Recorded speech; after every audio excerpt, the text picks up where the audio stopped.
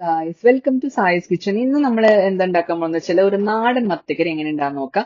അതിന് വേണ്ട ഇൻഗ്രീഡിയൻസ് എന്ന് വെച്ചാൽ പുളി, ചെറിയുള്ളി, തക്കാളി, വെളുത്തുള്ളി, ഇഞ്ചി, പച്ചമുളക്, കറിവേപ്പില, ഉപ്പ്, പിന്നെ ഒരു ചെറിയ കഷ്ണം മാങ്ങ എടുത്തിട്ടുണ്ട് കേട്ടോ.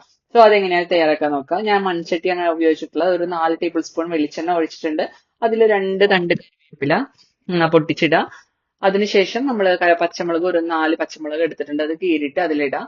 അതില്ലാതെ ഇഞ്ചി വെളുത്തുള്ളി ഇഞ്ചി ഒരു ചെറിയ കഷ്ണം, വെളുത്തുള്ളി ഒരു 10 വലിയ വെളുത്തുള്ളി എടുത്തിട്ട് അത് ചതച്ചാണ് ഇടുന്നത് കേട്ടോ.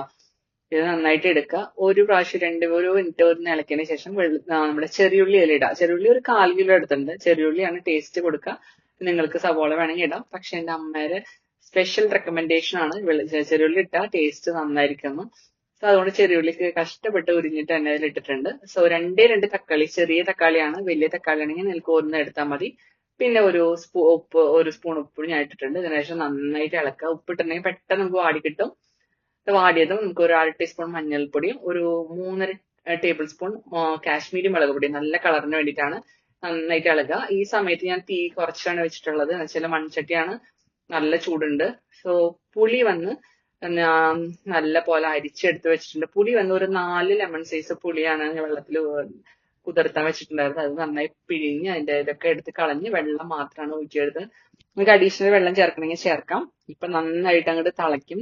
നന്നായിട്ട് ഒരു 10 മിനിറ്റ് വെട്ടി തിളയ്ക്കണം. തിളച്ചതിന് ശേഷമാണ് ഫസ്റ്റ് നമ്മൾ മാങ്ങ ഇടണം. മാങ്ങയിട്ട് ഒരു 2 മിനിറ്റ് കഴിഞ്ഞ ശേഷമാണ് മീൻ ഇടാൻ പാടുള്ളൂ. മാങ്ങ ഒരു പകുതി ഒരു വേവാകുമ്പോഴേക്കും നമുക്കിതില് കഴുകി വൃത്തിയാക്കി വെച്ച മത്തിമീൻ ഇടാം. നല്ല ഫ്രഷ് മത്തിമീനാണ് ഇതിലിടാം. ഇട്ടതിന് ശേഷം എല്ലാം വെള്ളം നിങ്ങൾക്ക് ഇതിനേക്കാൾ കൂടുതൽ വേണം ഒഴിക്കാൻ. എനിക്ക് എത്രയും മതി വെച്ചാല് ഞാൻ ഒരാളെ ഉള്ളൂ, അതുകൊണ്ട്. സോ ഈ സമയത്ത് ഒന്ന് ഇളക്കി കൊടുക്കുക. ഇനി മുതൽ നമ്മൾ ഈ ചട്ടകം വെച്ച് മറ്റേ സ്പൂൺ വെച്ചൊന്നും ഇളക്കാൻ പാടില്ല. നമ്മൾ ഇങ്ങനെ പാത്രം പിടിച്ചിട്ട് വേണം ഇളക്കണമെങ്കിൽ, അല്ലെങ്കിൽ മീനൊക്കെ ഉടഞ്ഞു പോകും. ഇതുപോലെ വേണം ഇളക്കാനായിട്ട്. ഇപ്പോ നന്നായിട്ട് മീനുകൾ തിളക്കട്ടെ. തിളയ്ക്കുമ്പോൾ നിങ്ങൾക്ക് തന്നെ ആ സ്മെല്ല് വരുമ്പോൾ അറിയാം മീൻ കറി റെഡി ആയിട്ടുണ്ട്. ഇതിന്റെ മേലെ ഒരു 2 ടേബിൾ സ്പൂൺ വെളിച്ചെണ്ണ ഒഴിക്കുന്നുണ്ട് ഞാൻ. പച്ച വെളിച്ചെണ്ണ ഇതിന്റെ മേലെ ഒഴിക്കുക.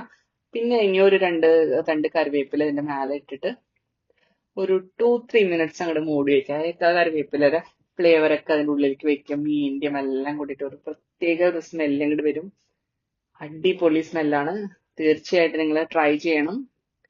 ഇതാണ് തനി നാടൻ മത്തിക്കറി എന്ന് പറയുന്ന സംഭവം. ഇതിൽ മല്ലിപ്പൊടി ഇടേണ്ട കാര്യമില്ല. ഞാൻ സ്പെസിഫിക് ആയിട്ട് എന്റെ അമ്മയോട് ചോദിച്ചതാണ്. ഇഷ്ടപ്പെട്ടെങ്കിൽ ലൈക്ക് ചെയ്യുക, കമന്റ് ചെയ്യുക, സബ്സ്ക്രൈബ് ചെയ്യുക. താങ്ക് യു ഫോർ വാച്ചിങ് സായ്സ് വ്ലോഗ്.